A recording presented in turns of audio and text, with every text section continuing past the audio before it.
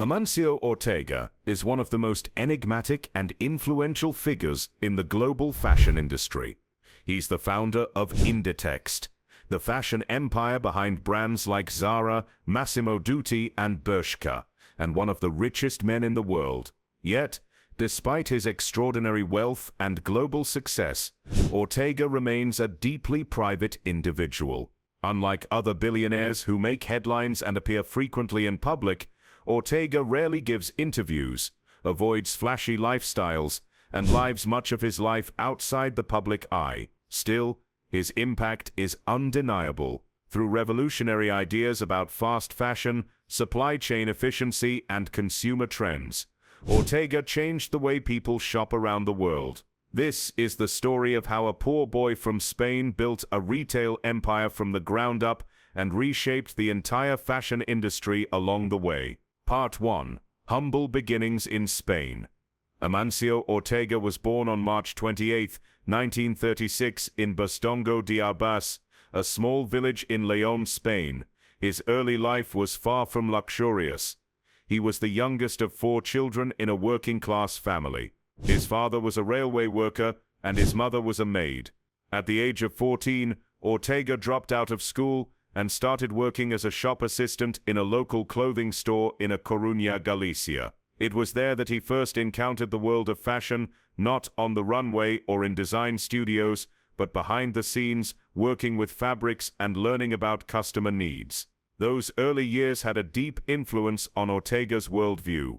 He noticed that high-end clothing was often unaffordable for most people, and realized there was a massive opportunity to create stylish, affordable fashion for the average person. More importantly, he began to understand how controlling production and distribution could make this idea a reality. These formative experiences sparked the vision that would later become Zara and eventually Inditext. Part 2. Founding Zara and disrupting fashion. In 1975, Ortega and his first wife, Rosalía Mera, opened the first Zara store in downtown A Coruña. Initially intended to be named Zara after the film Zara the Greek, the name had to be changed to Zara due to a local bar already having the same name. What began as a single storefront soon became the foundation of something much bigger. Ortega's approach was revolutionary. Instead of releasing seasonal collections months in advance like traditional fashion houses, Zara would release new designs every few weeks based on current trends. The concept of fast fashion was born. Ortega's strategy was built on 2 core ideas: speed and control. He invested heavily in a vertically integrated supply chain, meaning that everything from design to production to distribution was handled internally. This allowed Zara to bring a new item from sketch to store shelf in just 2 to 3 weeks, far faster than competitors. This rapid turnaround enabled Zara to respond almost instantly to changing consumer preferences. If a dress was trending in Paris one week, a similar version would be available in London or New York shortly after. This strategy didn't just meet demand, it created it. Part 3. Building the Inditext empire. Zara's success set the stage for the creation of Inditext, short for Industria de Diseño Textil, in 1985. Under Ortega's leadership, Inditext expanded to include multiple brands catering to different market segments. These included Massimo Dutti for classic upscale fashion, Pull & Bear for youth-oriented casual wear, Bershka and Stradivarius for trendy affordable styles, and Oysho focused on lingerie and loungewear. Each brand had its own identity, but operated under the same core principle: rapid design, efficient production, and close control of the supply chain. By the early 2000s, Inditext had become a global powerhouse, with stores in Europe, Asia, the Americas, and beyond. Ortega's business model allowed for minimal inventory waste and quick adaptation to local markets. He didn't rely on massive advertising campaigns. Instead, the company focused on prime store locations, eye-catching window displays, and word of mouth. It was a retail revolution, and Ortega was at its center, not as a public figure, but as the quiet architect behind the scenes. Part 4.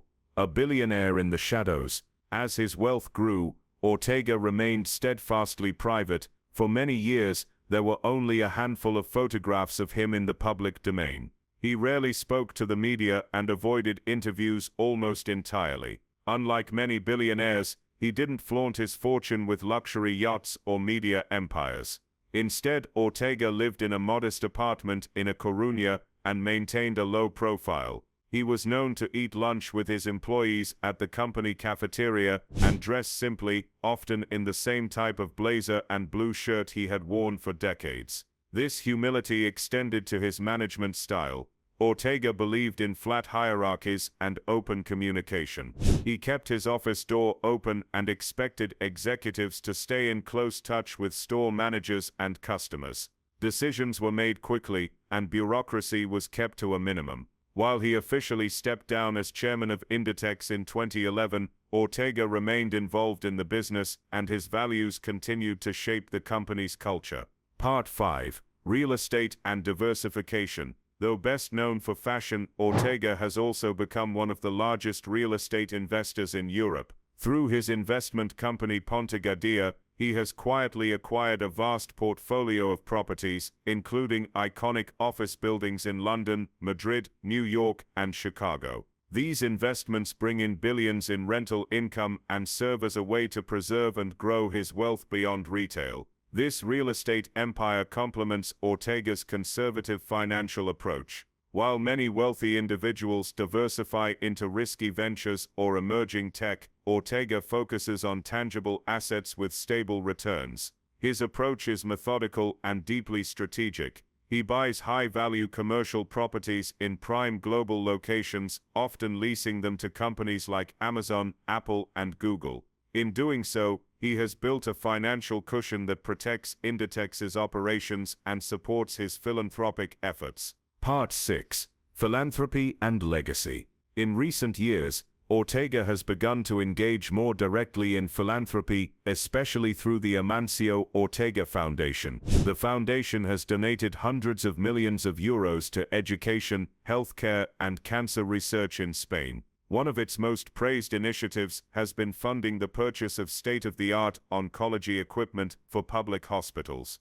Ortega believes in giving back to the community that supported him and his company, but true to his character, he does it quietly and without fanfare. His legacy is already well established. He didn't just create a brand, he changed an industry. Fast fashion, though often criticized for environmental and ethical concerns, was undeniably a game-changer.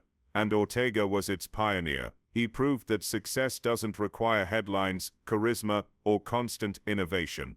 Sometimes, it just requires focus, discipline, and a deep understanding of what people want. Today, his daughter Marta Ortega has taken a more public role in the company, signaling a new generation of leadership, but one that continues to honor the foundation her father built. Amancio Ortega's journey from a poor teenager in rural Spain to one of the wealthiest men in the world is nothing short of remarkable. He built a fashion empire not by following the rules, but by rewriting them, focusing on speed, efficiency, and direct connection with customers. Through Zara and the broader Inditext group, he turned fast fashion into a global phenomenon. But beyond the business success, Ortega's story is one of humility, perseverance, and vision. He proves that great power doesn't always come with great noise.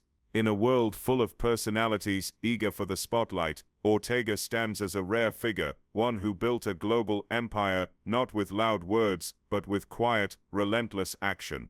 His life is a testament to the power of discipline, simplicity, and staying true to one's values, even at the very top.